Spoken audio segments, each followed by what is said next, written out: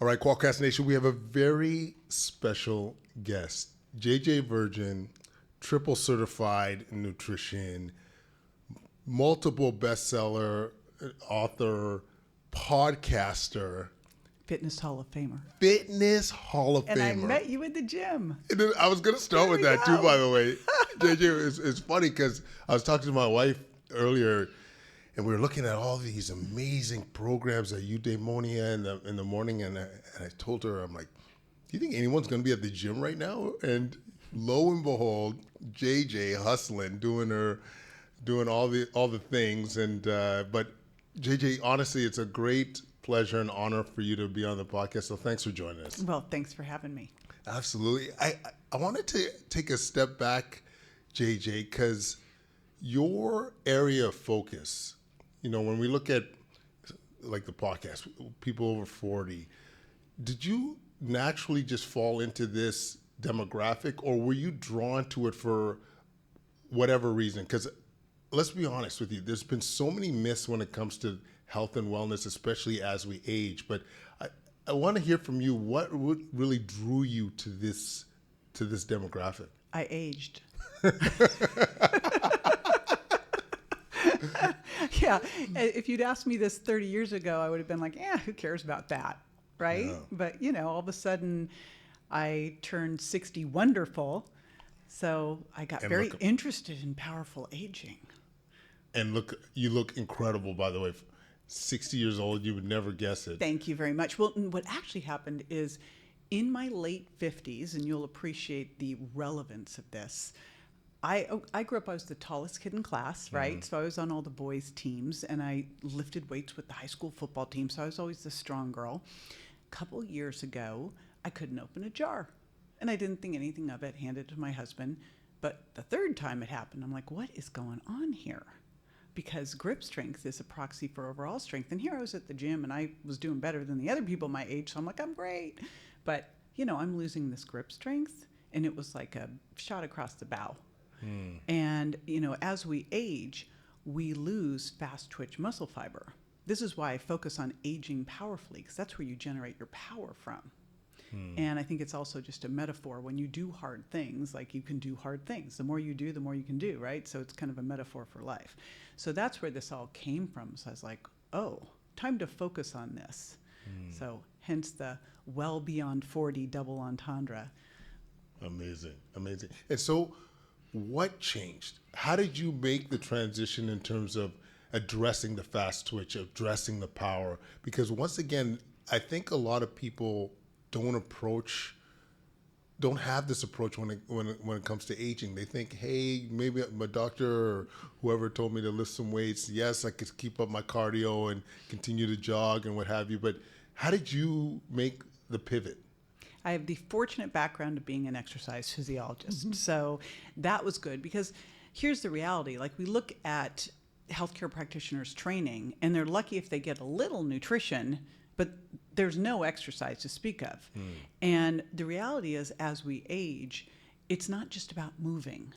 You have to be very specific on the type of movement you do, because on our bodies, we have two different types of muscle fiber, and then a hybrid in between. So we have slow twitch and we have fast twitch. Slow twitch is what we're using right now to keep us upright, to move us around. Fast twitch is to be able to pick up heavy things, move fast. And then we have the ones in between that will flip to whatever we're using the most. So if you're doing more fast twitch exercise, those hybrids will move to fast. If you're doing more slow, they'll go slow. That's why it's like when people say, what about slow training? I'm like, you'll go slow if you slow train. And so as we age, we predominantly lose that fast twitch, which is why they'll look at things like gait speed as an indicator of all-cause mortality. So I look at this and go, all right, we clearly need to put the priority on fast twitch muscle fiber as we age. And you don't hear any distinction when people are aging. It's like, oh yeah, you got to walk, do some flexibility, go to a yoga class, and that's important. But you also need to lift some heavy things. Like we were doing at the gym the other day. Absolutely. And so maybe we could walk through some of the ways literally to thrive, like, and to create that fast, to create the fast twitch capacity, because there's so many of us that especially when it comes to the health and wellness space and all the advice that we're getting, it's hard to know where to start. It's hard to know what to focus on. And there might be some conflicting information. Which honestly, there's tons of. Right. Well, let's just go with some facts to start with to paint the picture so people will understand how important this is. Because starting at around the age 30, and it's not like 30 some magic number. In fact, I don't know if you saw the latest study that showed that we had like these two pivotal times when we kind of like increase our aging, 44 and 60, as these big like aging bursts. But starting at around age 30, we start to lose muscle mass, and it's up to 1% a year. It's like 3 to 8% a decade. But more importantly, we lose muscle strength, and about 2 to 4 times the amount that we lose the size, and we lose muscle power even more so, 6 to 8% power. Strength is if you were going to pick up one thing, the heaviest thing you could pick up once, that's strength, and power is how fast you could do something. And so you've got that going on. We also know that we lose VO2 max, and that is the biggest indicator of all-cause mortality. So if you think about that, you go, all right, what do we need to do? If those are the big issues, what should we do in order to counteract that? And exercise probably is the single biggest thing you can do to slow down or reverse aging. But then you, of course, got to have the nutrition and recovery to fuel it and recover well. But with the exercise side, where I like to start, because I like to be very actionable, otherwise people don't do anything, right? And I think the first place to start is just to ensure that you're actually moving more. And to me, this is like flossing. So I don't count this as exercise, because in order for something to be exercise, you have to do more than what you're used to, and your body has to adapt to get stronger. So for some people, walking might be exercise for a little while because they're very deconditioned. But ideally, the first thing you do is you start clocking in your steps. You track it on something like an Oura ring, right? You make sure you're getting in a minimal, because the bell curve says at least 8,000 steps a day. When they've looked at all the studies, it's 7,500 to 8,000 where it makes a difference. More is better, but that's like that piece the place you want to get to. So that's where I start, is let's just make sure you're doing that. Because what I don't want to do is give people all these recommendations, and now they're exercising 30 minutes 3 times a week and sitting on their butt the rest of the time, right? Because it can happen.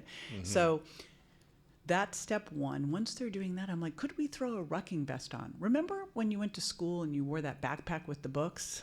That was super heavy. That was rucking. Yeah. We all rucked as kids. Absolutely. Right? They don't ruck anymore because now they have their iPad or whatever. But the first thing I like them to do is let's walk. Then maybe we could ruck a bit. And then we'll start to add in the real targeted specific exercise. And I always start with resistance training because, again, if you don't use it, you lose it. And I want to make sure that we're getting in, we're building muscle. I think this is like your 401k for your body, is packing on as much muscle. And I say those words very specifically, like pack on as much muscle as you possibly can, because putting on 10 pounds of muscle a year is a struggle. And it's important to say that because so many women are like, I don't want to get bulky. And I'm like, your wildest dreams. 40 years of doing this with people, I've never had a woman get bigger lifting weights, because muscle is metabolic spanx. It holds everything in tighter and boosts your metabolism. So if all you did was focus on building muscle, you are going to become more insulin sensitive. So you're going to be better at using fat for fuel. You're going to have better immune system, and you're going to have a little bit better metabolism too. So that's always my first place to start.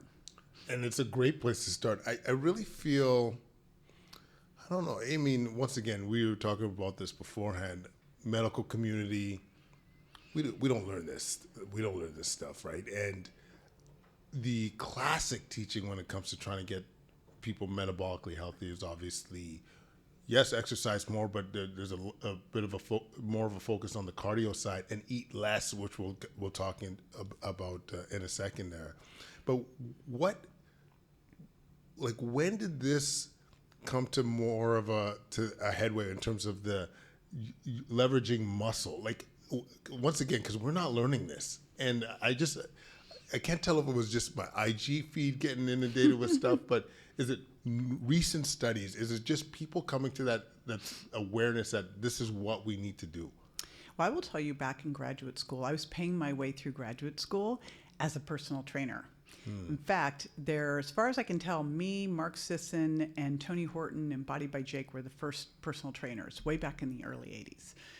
And what I discovered, because in graduate school, all of our research was being done on cardio for a couple reasons. Number one, because Precor gave us a ton of machines. So we had all the treadmills, right? So that was the first part. But also because people came in 3 days a week and they had an hour class, and it was really easy to do a 30-minute protocol.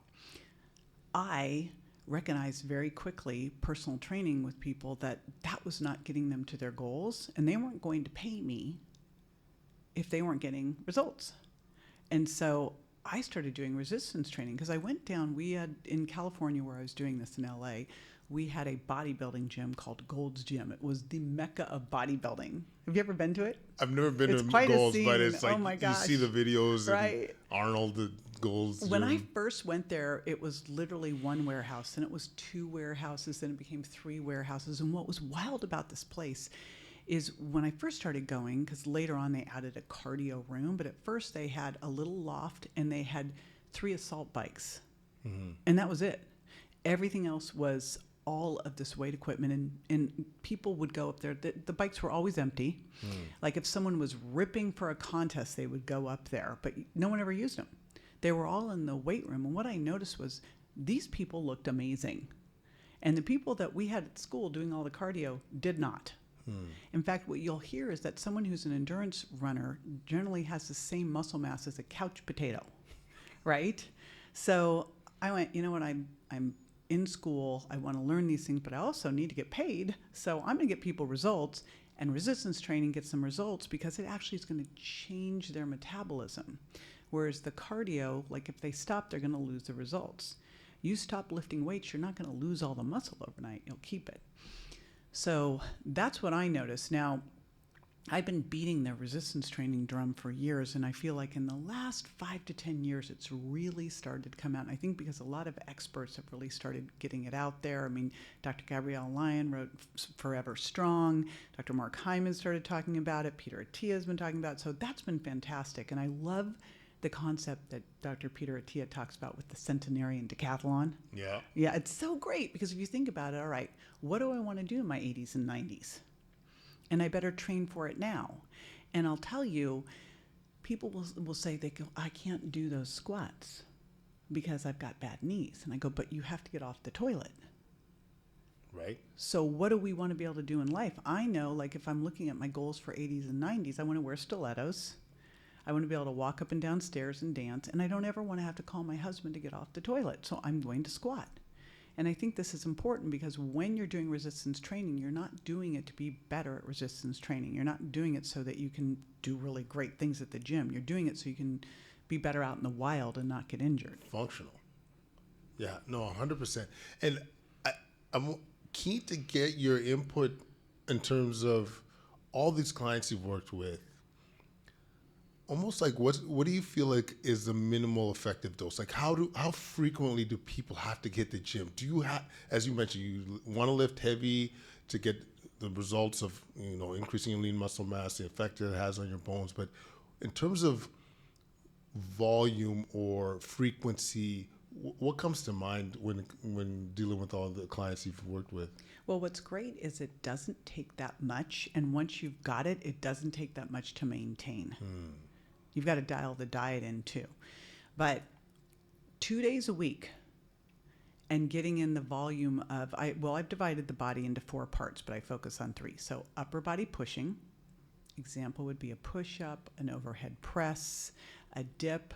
And you talk about going to the gym, but the reality is you could do those things at home. Upper body pulling, like a pull-up, a pull-down, a bent-over row, an upright row. Hip and thigh hinging, squats and deadlifts, and then power core. But the reality is, if you're doing squats and deadlifts and push-ups, like you got it, right? So I want my core to be functional. I'm not worried about being in a physique contest and having 6-pack abs. I want abs that actually work and a back that actually works. So if I'm doing squats, deadlifts, and bent over rows, I got it.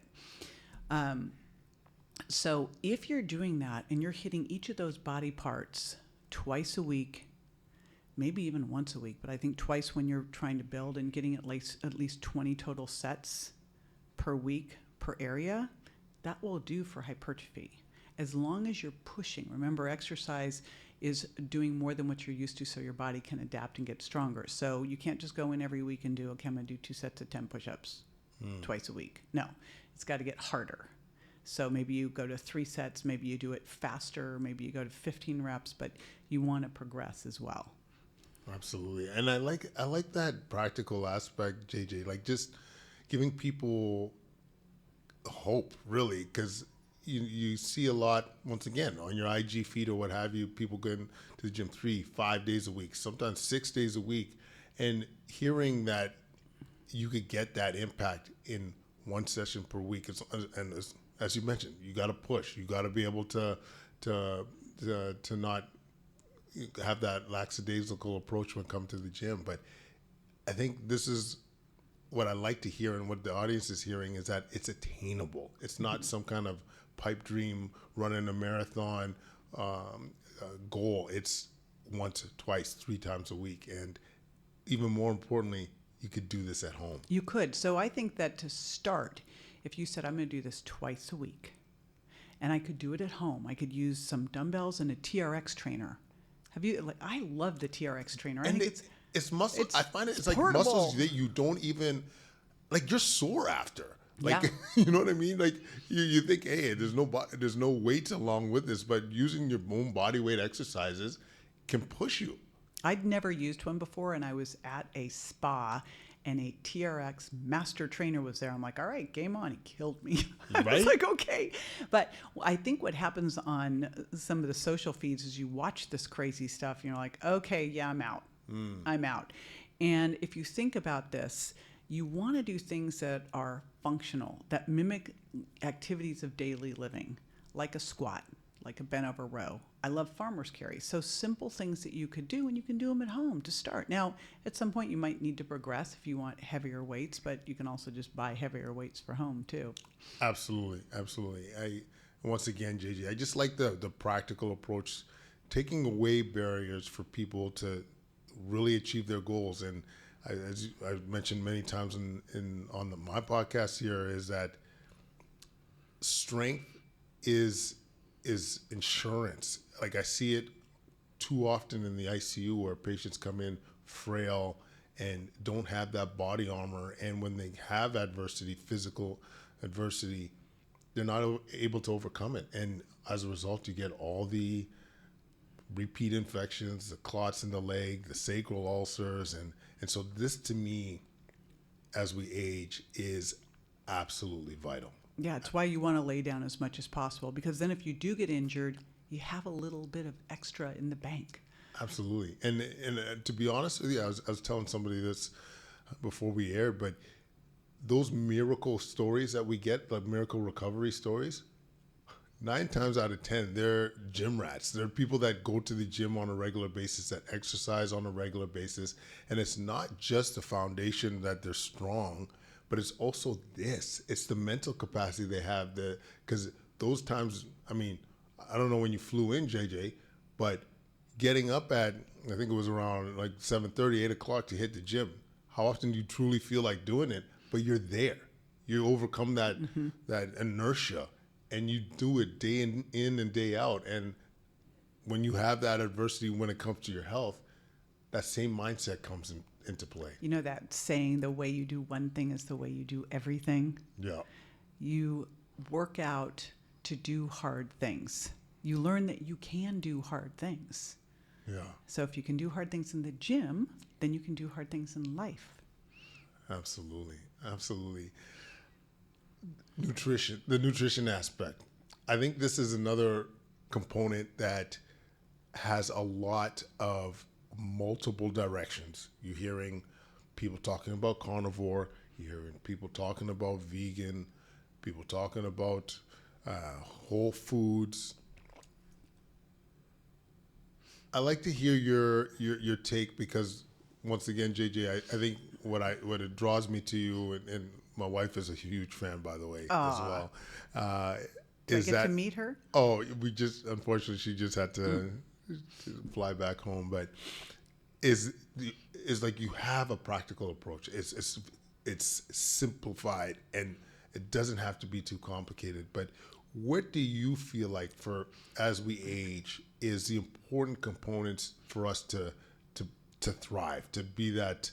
What was the term you used? The octa. No, the centenarian centenarian. decathlete. Yeah, That's like a Attia. steal over from Dr. Peter Attia. We'll take it. Well, if you look at it, what's happening? We have this phenomenon called anabolic resistance as we age, which means our body now has trouble using protein to trigger muscle protein synthesis, right? So we actually need more protein, not less, as we age.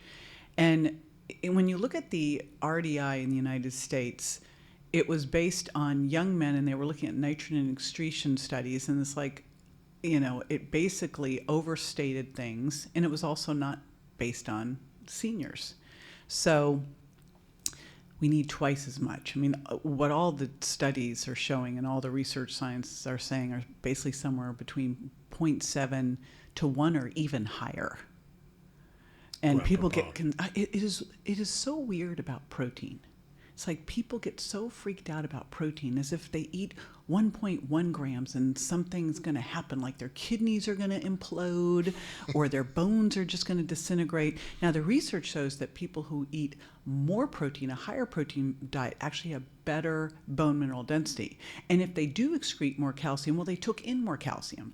So higher protein, and I always tell people, start your diet, build your diet around protein, and then eat from the plate of protein, fat, and fiber. But you start with protein because protein, first of all, studies show that people who eat protein first make better food choices. Protein's more satiating than the other macronutrients, like 2 times the satiety. It slows down stomach emptying. It's going to naturally elevate GLP-1, just like fiber does. But also, beyond being satiating, it's also satisfying because you're getting those essential amino acids that are helping you make dopamine and serotonin, so you don't have the cravings. It also is more thermic.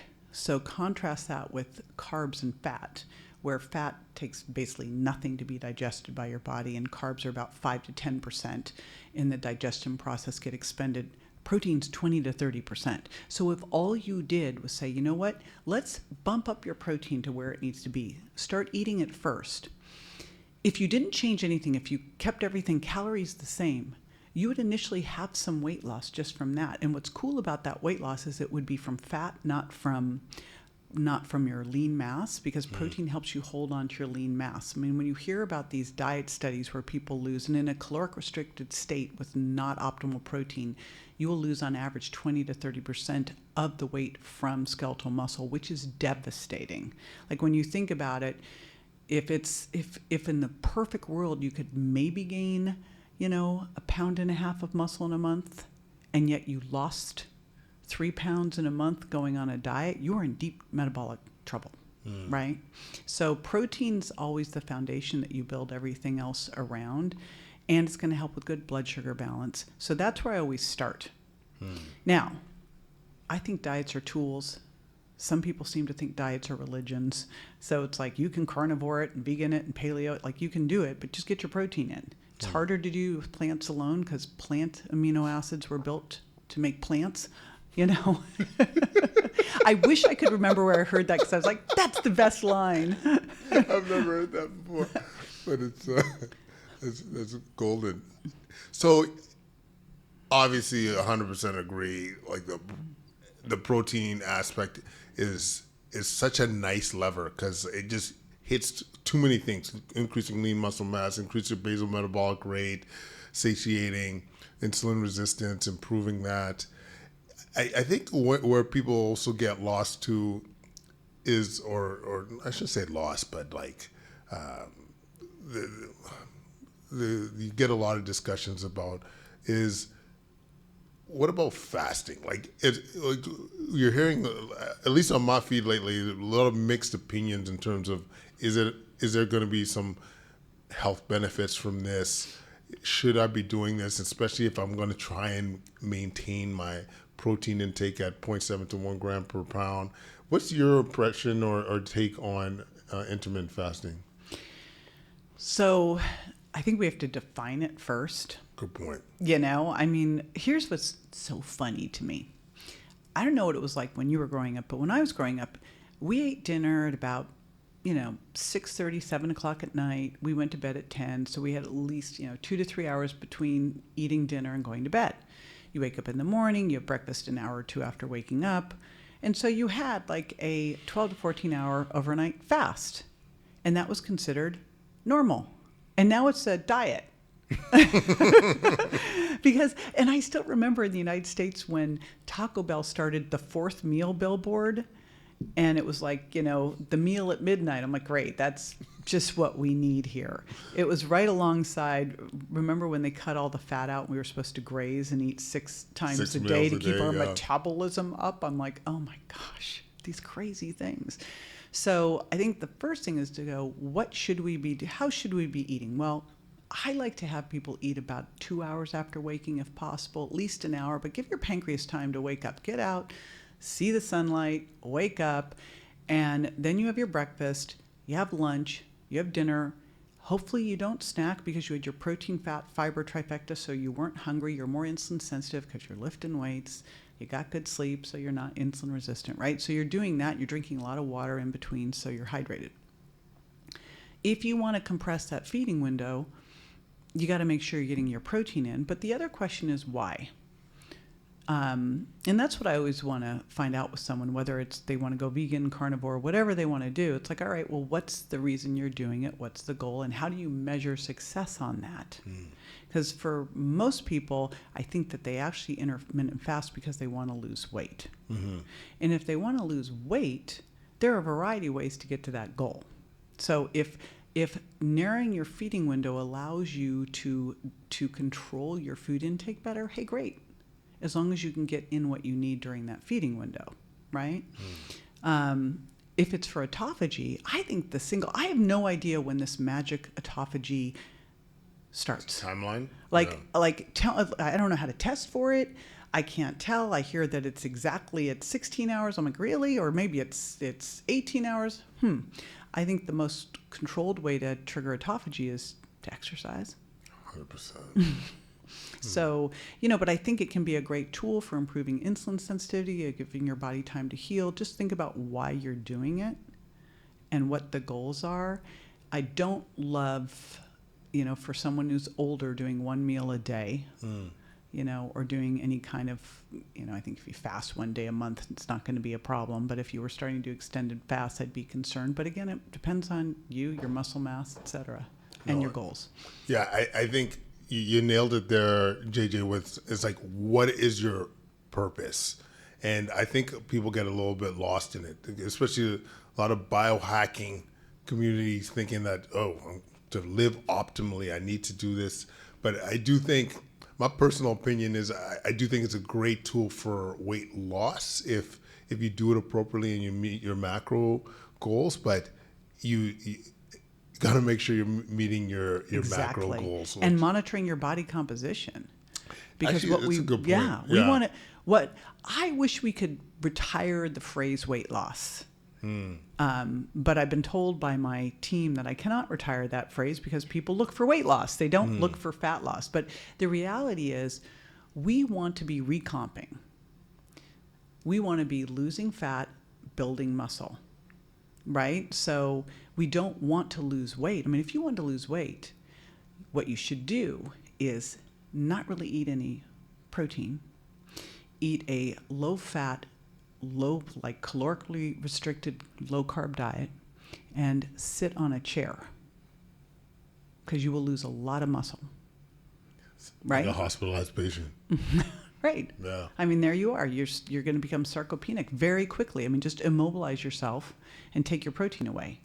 Yeah, it's a good point because, I've seen this with a lot of people that chat to me about their weight loss journey. A lot of people that are doing all the right things, right, and their weight stays the same. And I keep telling them, but you're stronger. You look like you put on some muscle mass. It's not the absolute number that you should be focusing on. It should be, as you said, the body comp. But I think one of the challenges is getting that number, to be honest with you. Like the gym I go to has an in-body, so we you know, obviously is I'm guessing the gold standard is a DEXA. But you know, I think overall I always tell people, like, you're looking for the trend, maybe not the absolute I have a number. process. Let's hear And this. and I don't know if this happened in Canada, but in the States, there was this whole movement about not getting weighed when you go to see your doctor. And you actually could have a little card that says, "Don't weigh me, it triggers me." And I thought, you know, we are looking at this all wrong. Sorry, if someone You brought did- that to okay. my office, I think I'd burn it. I'd do, what? Yeah, you're like, huh? Well, it's not what you weigh, it's what that weight's made up of. No one would go to the doctor and say, "Do not take my blood pressure, it triggers me."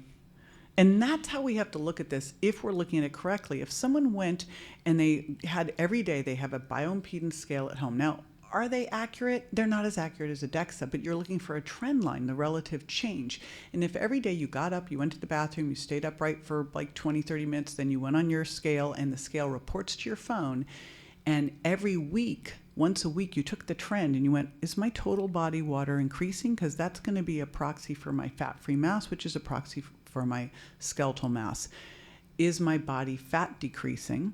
And then once a week, you did a waist measurement and a waist to hip measurement, then you would have the information that you needed, and then every 6 to 12 months maybe do a DEXA.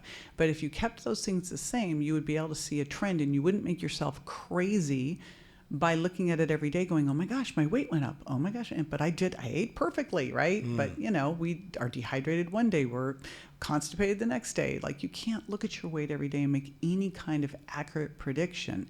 Like my husband, I don't know if you met my husband yet. No, So my husband, a couple years ago when I was like, I'm going to get in the best shape of my life for 60, you're coming along. He's like, okay. And athletic guy, has always been fit. So we go to get our DEXA. Now, I actually started to pump my weight up a little bit and add calories to put on a little bit of muscle before I went to get the DEXA. And my DEXA at 59 was the exact same as my DEXA at 39. Wow. Which was 13.9% body fat. And I'm a super lean person. Like, my average is generally around 10 to 12% body fat, which is rare for a woman. It's just my genetics, right? And he was 25% body fat. You would never have looked at him and thought that. And I was glad the machine said it and I didn't say it, right? I was I was like, wow. And I'm kind of going, maybe it's wrong. And I'm like, how can the DEXA be wrong? You know? But he went from 25% body fat. He dropped 27 pounds of fat and put on 24 pounds of muscle. Now, that's a 3-pound change. And so if you weren't tracking that, you go, wow, you just worked out really hard and did all this stuff for a year and you changed 3 pounds. But no, he dropped 15% body fat. It's amazing. But that's why you have to track these things, because we're watching grass grow. Body composition change is like watching grass grow. If you're looking at yourself every day, you'll never see it. And you know, there's one thing I like what you said that I don't know if it's common practice or not, but I like to take measurements regularly. Like, some people are like, oh, avoid the scales. I don't believe that at all, by the way. Because I gotta say, like, I find, so you go to a Mexico trip, it's Christmas or Thanksgiving, you're eating like crap for a few days.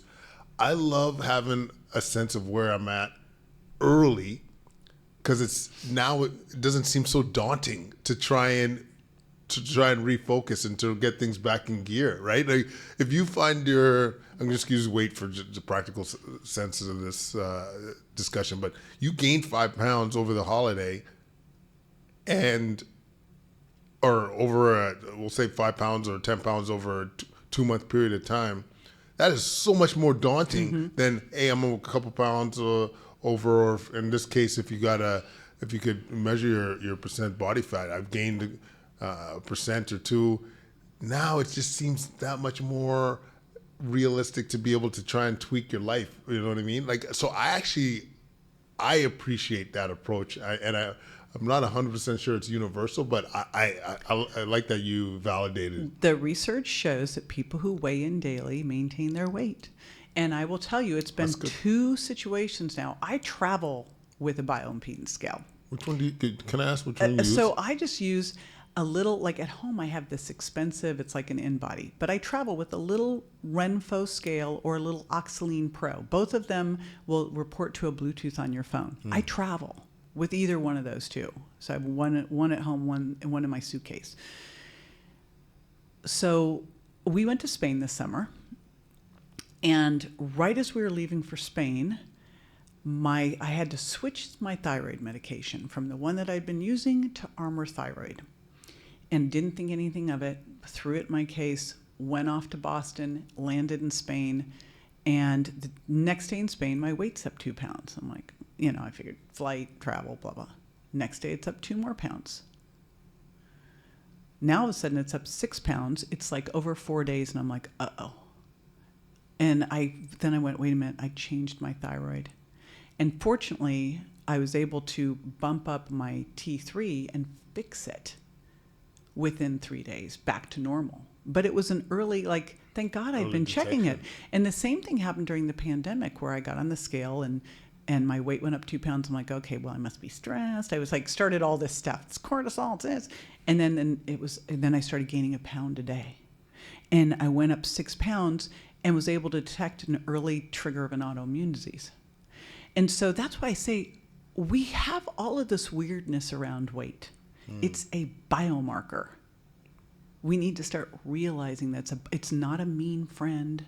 It's not shameful. It's a biomarker, right? I'm loving this so much because I got quite a bit of heat actually bringing up during the pandemic, the whole obesity links to people dying of COVID. And I'm like, this is what I'd say to people. If I was obese and I didn't hear this from the people that are seeing ICU patients dying of this and they didn't say anything, I'd be pissed.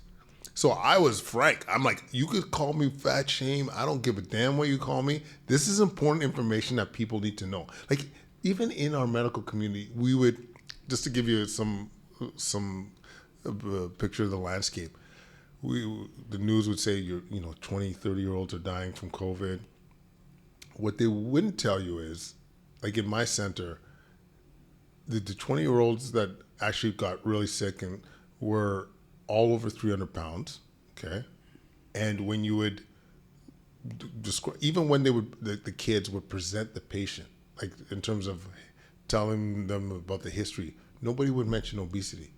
And I'm like, I'm sorry, but this is a relevant part of the medical history that is important. From a prognostication, from a management perspective, from everything. And this idea of not bringing it up because we want to be PC or politically correct or woke or whatever, to me is garbage. Because, like I said, this message, especially in that context, will potentially move the needle for people. Like, I don't know what it would be like if I was 50 pounds overweight, but if I heard that June of 2020, I'd be starting to do some burpees on the spot, yo. Like, you know what I mean? I'm throwing out my, the junk food in the house. So I appreciate this idea that we shouldn't skirt around the issue because it's important and life-saving. Sorry, that was a bit of a rant, but an important one. So I think we'd be remiss not to talk about like supplementation, because I think as we age, there's probably some areas that we're not getting as, getting as much backing from our food, or it might be harder to maintain. So I'm curious to hear, are there some supplements that come to mind as we are getting older? Yeah, and I would say, like, the skincare I used in my 20s is not the same skincare I'm using in my 60s, right? I still don't think of myself as 60. And although the one that I think is the most important one for aging, I wish I'd started in my 20s. And the reason I didn't start it in my 20s was because I was at Gold's Gym in Venice, and I thought it was the bro supplement. And, right? It was creatine. I was like, oh, no, the dudes take that. And I was so misinformed. And literally, it was a couple years ago as I was digging into this, I'm like, and I think I was reading a study about postmenopausal women and depression. And I was like, creatine? And then as I started to dig into this, I went, okay, women, well, they might have more absolute relative to their muscle mass, they have lower tissue stores of creatine than men. Then you have, put that together with they're not probably getting much from their diet. It's very hard to get a substantial amount of creatine from diet. Yes, it's in meat. Yes, it's in fish. It gets degraded with heat. And, you'd have to eat a lot of that to get enough. And it would have to be raw, some sashimi and some carpaccio. So when you look at what creatine does and you realize we're not getting enough from diet, and this is going to help us generate power. Creatine is part of the phosphocreatine system. That's when you're doing that quick explosive energy. That's how you create it. So it's very energizing. It's energizing for the body. It's energizing for the brain if you have enough of it in there. Otherwise, you're just really going to have it in your muscles. And if you can work out harder, it lets you work out harder. You're not going to take creatine and sit on the couch and build muscle. But if you take creatine, it's going to let you work out harder and recover better. So when you can work out harder and recover better, you can build more muscle. And guess what? If you can build more muscle, you're going to have better bone mineral density. I look at bone mineral density like you look at blood sugar. Why aren't we looking at insulin? Why do we wait till blood sugar's high when we could have seen insulin showing us this picture way before? 100%. We're sitting here looking at bone mineral density, and when does the average woman, I think, get recommended to get a DEXA? Postmenopausal. Woman goes through menopause and their bone mineral density falls off the cliff. Why are we waiting till then? And if instead we started to focus on skeletal muscle in your teens, in your 20s, and your 30s, this would not be an issue. So creatine's great for muscle. It's great for bone. It's great for cognition. Now they're doing neurodegenerative studies with it. So I think creatine's like an absolute. When you look at the ones you want to make sure that you're adding in creatine, the other one that I'm shocked this isn't standard of care in the hospital. So when my son was 16, he was hit by a car and left for dead in the street. He had a torn aorta, multiple brain bleeds, 13 fractures. And the doctors at the local hospital, this was in Palm Springs, California, were like, we don't do the surgery he needs here because it would require a blood thinner. And if we give it to him, his brain will bleed out. So he's going to have to be airlifted to the next hospital. They go, but he'll never survive the airlift. And they go, even if he survives the airlift, he's not going to survive the surgery. Even if he survives the surgery, I kid you not, this doctor's saying this. He goes, he'll be so brain damaged, it wouldn't be worth it. We overruled the doctor. We had him airlifted to this next hospital. So he gets the surgery done. This amazing doctor called in 5 surgical teams. So he had the stent put in. He's now got, they're releasing the pressure on his brain. He had to have his femurs rotted, like all this stuff going on, obviously. And he had a crushed heel. So he's in a coma on bed rest. As soon as he extubates himself, which he did, I am cranking essential amino acids into him because I'm seeing that he is catabolic. I'm like, like this is a kid who's just dropped 30 pounds. So I look at this and go, why are we not using essential amino acids in the hospital? Why are these formulas they give you for a feeding tube are ridiculous. But why are we not using this for every person 50 plus who says, I can't get enough protein in? Why don't we do this? It's like a health insurance policy. This is, first of all, sorry to hear about your son. I hope he's doing way better. Okay, thank God. But you hit the nail with what we feed our patients is beyond garbage and pro-inflammatory, and don't get me started. Oh, they wanted to give my son Crystal Light to drink. He's got a brain injury. He's got an unstable brain, and they wanted to give him Crystal Light. I go, give him water. Wow. And Ensure. I literally had a sign that said no Ensure because I was bringing him in all his food. Yeah, like that. I mean, I think we need to think of food as medicine more at a higher level, but it is crazy what we end up giving our patients. But yeah, the essential amino acids, you got to think there's little downside and potentially a lot of upside because I forget the stat. It's something ridiculous. Like you lose, at least in the ICU, it's something like 1% of your lean muscle mass. I think it's every 1 or 2 days, to be honest with you. And so like anything to help mitigate that. Like I'm actually surprised we don't give our patients creatine. I'm surprised we don't even, like we often aren't thinking protein when it comes to No. And if you think about it, patients. so in terms of protein absorption, if you do a mixed meal, you're going to absorb less. Then you walk it over and you go, okay, I'll just have whey, you'll absorb more. Then you walk it over and go, okay, I'll do essential amino acids, I'll absorb even more. Like, why wouldn't you just make sure you're doing that? In normal life, we have about 300 grams of amino acid turnover a day. Now you're in a hyper state. So you need even more, right? And you can only recycle so much, so you got to tear it from your muscles, which is what's happening. So can I ask, even for a more senior population or as we're getting older, why not just... Seniors are way older now. Did you notice that? Like they're 80 plus. We see, like middle age now is 40 to 80 for me. Yeah, pivoting for I'm real. just keep moving, kicking it down. But why not, like when you say essential amino acid, why not just whey protein or... You could do whey. Okay. You could do whey. One of the things that's great about essential amino acids is they're not going to fill you up. So if you've got someone with no appetite, that's a good point. Then you can do that. Like people who are maybe being overdosed on GLP-1 agonists instead of doing the microdosing, you could use essential aminos if they have no appetite. So it overcomes that part of it. Amazing. I know we're up against it, but there's a couple areas that I've heard you comment on that I really find intriguing. So I'm gonna open the door for whichever one you want to dance with a little bit. Mitochondrial health, which to me is a bit of a mystery still in terms of, at least from a supplementation perspective. I personally haven't deep dove into it or had anybody on the show to talk about that, or the GLP-1s, because I know you I heard about your experience just earlier. So either whichever direction you feel more passionate about. Well, I love both of them. I think we got time for both, I think the actually. challenge with mitochondria is you can't measure it.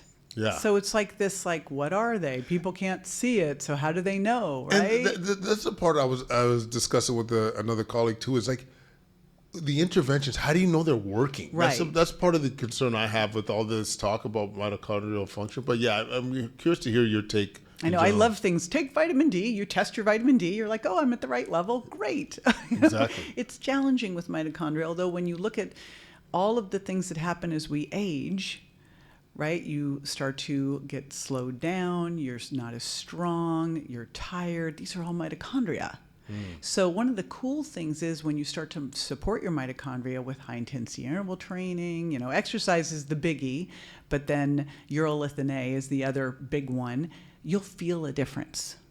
I mean, you totally can tell. Yeah, you'll have more energy. Well, so I've always exercised, so I can't go, well, I didn't exercise, now I exercise, now I have more energy. We know that people who exercise are more energetic. Why? Because they've got better mitochondria and more mitochondria. I mean, that's one of the things exercise does, right? It helps with mitochondrial biogenesis. There's also a postbiotic your gut makes from things like raspberries and walnuts and pomegranates that can help with something called mitophagy, which, we talk about autophagy. Mitophagy is where your body's taking out the trash of the mitochondria and using it to build new mitochondria, renewing your mitochondria, and you actually will feel it. And that's what's cool. Like, there's two supplements I love because you can feel them. One's creatine and one's urolithin A. And that's that timeline. I did a timeline panel this morning. Now, on the GLP-1 side of things, here's what happened. I was at a conference a couple years ago called Integrative Healthcare Symposium in New York. Have you ever been to that? No. Great conference. And there was a Dr. William Seeds, who's a big peptide doc. And I went in because he was talking about GLP-1s. Well, he started to talk about how they work, what they do. And, everyone talks about them, they just get rid of your appetite. Well, that's one thing they do. They slow down gastric emptying. But the biggest things they do is they put out inflammation. They reduce inflammation and they reduce neural inflammation. And they actually can be regenerative. They can help with blood flow. They lower blood pressure. They help with cardiac output. So they're going through all this stuff and I'm listening. Told you I had my son with the brain injury. Now, my son with the brain injury, I also put on urolithin A because it helps with all of his mitochondria, right?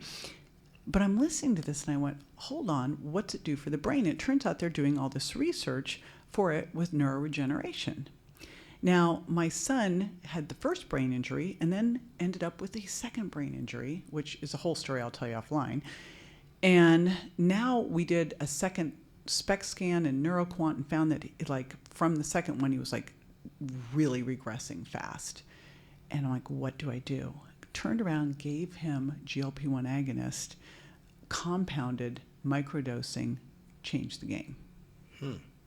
So when you start to look at these, first of all, isn't it weird that we have a medication that people are being shamed for using? What is that? Why are we being shamed for using a thing?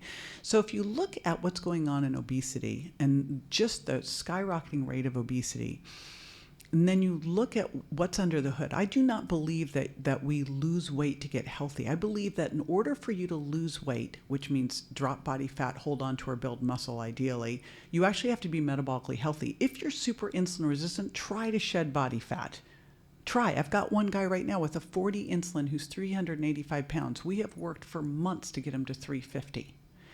And he will not go on a GLP-1 because everyone's like, don't get the jab, and like all this shame around it. I'm like, you've got a 40 insulin, and we, we finally have gotten him to be able to move some because he's so inflamed. It's so hard. He was doing 3,000 steps a day, and then they wanted to put him on testosterone. I'm like, haven't you seen this? The studies show that people who have 3,000 steps a day, who do 3,000 steps a day, are hypogonadal. I'm like, why don't we just get you moving more first and see if we can do this? Because with that testosterone level, if you add testosterone with a high insulin and you're not moving, you're probably just going to become estrogenic anyway. So we'll just compound the problem. But I couldn't get him to do it because of all the shame out there about this. But if you look at what's going on in the obesity landscape, what is it? 30% of the U.S. now is fatty liver, 43% now obese. People who have insulin resistance, which is nearly 93% or higher, fatty liver, obesity, have poor GLP-1 production. So yes, this could just be this could be a problem now. It's not why it happened, but what if once you get to this point, you're in a metabolic black hole where you've got a GLP-1 deficiency, so you're going to have increased hunger, increased cravings, more insulin resistance. And what if we have something where if we gave you a little bit of it, not the dose they're using, but a micro dose of it that would get your body to release insulin at the right time, improve satiety, reduce inflammation so you could start to move more, improve blood flow so that your heart would work better, reduce your blood pressure. Why is this a bad thing? I'm just not understanding it. Yeah, it's such a good point. It's all context, right? It's all we do this so much in medicine. It's black or white. It's either good or it's bad. It's not. It depends, which I think in many a context, adding a GLP-1 makes a ton of sense. I told this to my audience too. If I woke up 50 pounds heavier right now and I was going to be able to still implement some of those lifestyle changes, would I take a GLP-1? Hell yeah. I don't want to move to diabetes and progress and see all the complications related to that. So is there a context where I wouldn't recommend? Yeah. When you're 5 pounds overweight, you're looking to fit into a dress better and all that kind of. Yeah. If you were using it for that reason, but what if you were using it like my son with the brain injury? It wasn't a weight loss. It was for the brain injury. And guess what it did? It also, he's had blood pressure issues since the brain injury that it resolved. He could get off the blood pressure medication. Wow. So that's why I say we got to look, there's so much emotion around these. I'm like, why are we being emotional about a peptide? No one's emotional about thyroid. And they're also not taking thyroid and going, just keep upping the dose. right? It's like, what's the right amount, and could we use this to heal you? And maybe if we can't heal it and you have chronically low GLP-1, yeah, maybe you'll have to cycle it forever. But you're getting off all these other things. I mean, obesity is like they talk about how much this drug costs. First of all, compounded, that's ridiculous. Use small amounts. But obesity is a very expensive disease. We could talk about whether it's a disease or not, but it's very expensive, right? It's got all of these comorbidities. Yeah. No, I love the nuance, JJ, and once again I hope your son's doing okay, and I love also hearing the advocacy in that landscape where, you know, a lot of these approaches might not be offered, but because of your level of expertise and the connections you've made over the years, I'm sure he felt lucky to have you at his bedside. I know. I think about the people that don't have access to these things, and you know, that's what we need to change. People should be able to make educated decisions and have access. And, you know, 40 years, my specialty really has been in what I call weight loss resistance.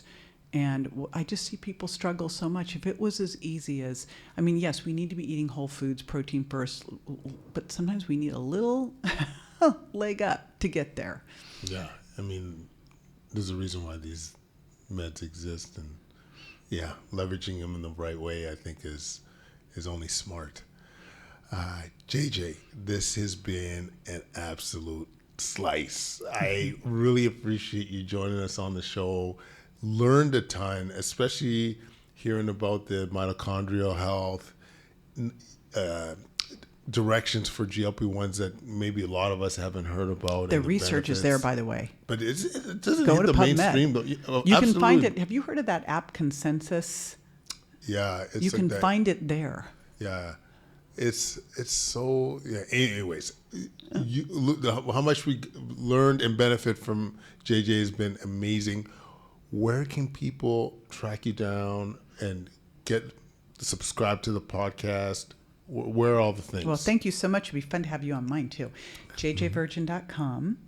And that's where I have an Eat Protein First challenge and an Exercise Snacks challenge. That's another cool areas of research. Exercise. Oh, I love that concept. My boys are all over it. It's so fantastic. Did you see the study? I saw it on, I'm subscribed to Rhonda Patrick's feed, and this study on VILPA, vigorous intermittent lifestyle physical activity, that people who do 10 minutes of VILPA a day in 1 to 2 minute bursts versus people who don't, and they have a 40 to 50% reduction in all-cause mortality for cancer and heart disease. That's crazy. I also saw one that, was it, I can't remember if it was 10 body squats or 45 second. Oh, 30 seconds of air squats. Is that what it was? Was it 30 seconds or 3? Anyway, it was after a meal. Yeah. We'll do, versus 10 minutes of walking. Yeah, post meal. And I think it was 30 air squats. And I think it was just as effective or something along those lines, which is great because it's just once again, it's always like